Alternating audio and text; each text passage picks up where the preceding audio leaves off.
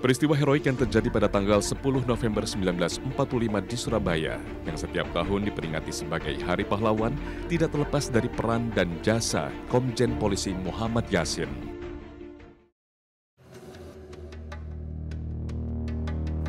Komjen Polisi Muhammad Yasin lahir di Bau-Bau, Buton, Sulawesi Tenggara pada tanggal 9 Juni 1920. Ayahnya, Haji Mekah, berasal dari Bone, sedangkan ibunya Siti Rugaya berasal dari Maros. Ia merupakan anak laki-laki satu-satunya dari pasangan suami istri ini. Yasin mengakui bahwa ia semula memang tidak tertarik masuk kepolisian pemerintah Hindia Belanda. Ia bercita-cita menjadi penerbang. Maka selulus sekolah menengah pada 1941, Yasin bermaksud mengikuti pelatihan penerbangan militer Koninklijke Nederlandse Indische Luchtvaart Maatschappij atau KNILM di Bandung. Namun keinginannya itu tidak mendapat restu. Orang tua Yasin menganggap terbang dengan pesawat sama saja dengan cari mati.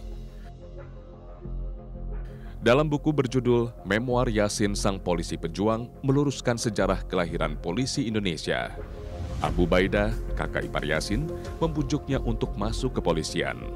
Menurutnya, menjadi polisi juga tidak kalah gagah dengan jadi penerbang.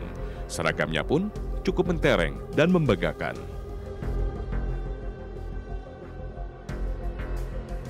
Abu Baidah kemudian menghubungi komisaris polisi di Makassar dengan harapan adik iparnya bisa diterima sebagai anggota kepolisian. Beberapa waktu kemudian, melalui sang kakak, Yasin mendapat panggilan dari Kepala Polisi Kota Makassar, Komisaris Polisi Verdorn. Yasin akhirnya diterima untuk mengikuti pendidikan kepolisian.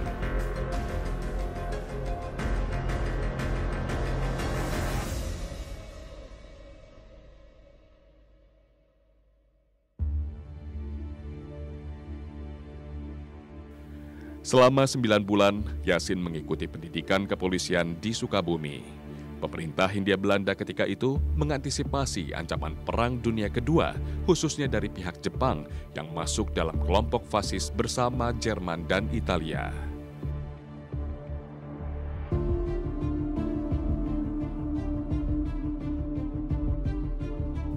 Sejak Juli 1941, pemerintah Belanda membentuk satu milisi yang terdiri atas 6.000 orang Indonesia untuk mempertahankan kedudukan terutama di Jawa dari ancaman Jepang.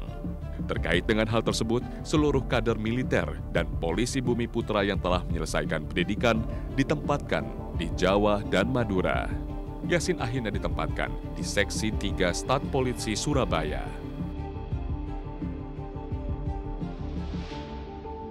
Di Surabaya, Yasin meniti karir dan membangun mimpinya menjadi polisi profesional.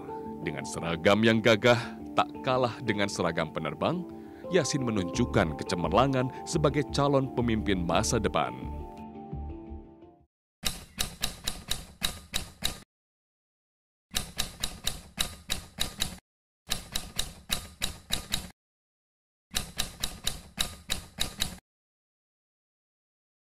Pak Yasin itu satunya perwira yang berani bertanggung jawab kepada bawahan pada atasan.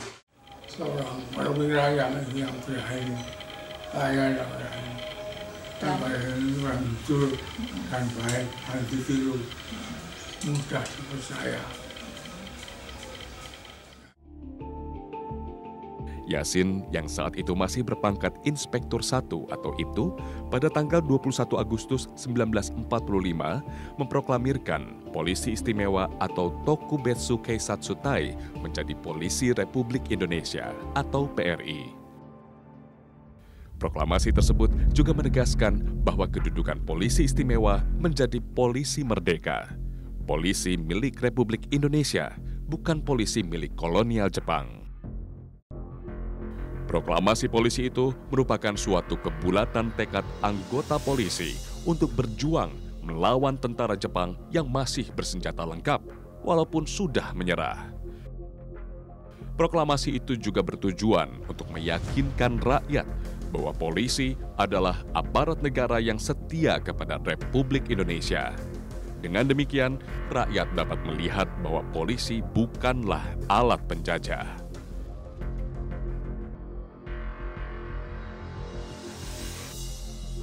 Usai membacakan proklamasi, Yasin meminta semua anggota polisi melakukan pawai siaga untuk menunjukkan kekuatan dan kesiapan tempur menghadapi reaksi pihak Jepang. Menggunakan kendaraan lapis baja dan truk yang telah dipasangi bendera merah putih bergerak menuju Jalan Tunjungan Surabaya. Proklamasi itu diketik, kemudian disebar dan ditempel di tepi jalan besar. Proklamasi itu mendorong bekas pasukan bersenjata Heiho dan pembela tanah air atau PETA yang telah dibubarkan untuk mengambil alih atau melucuti senjata Jepang.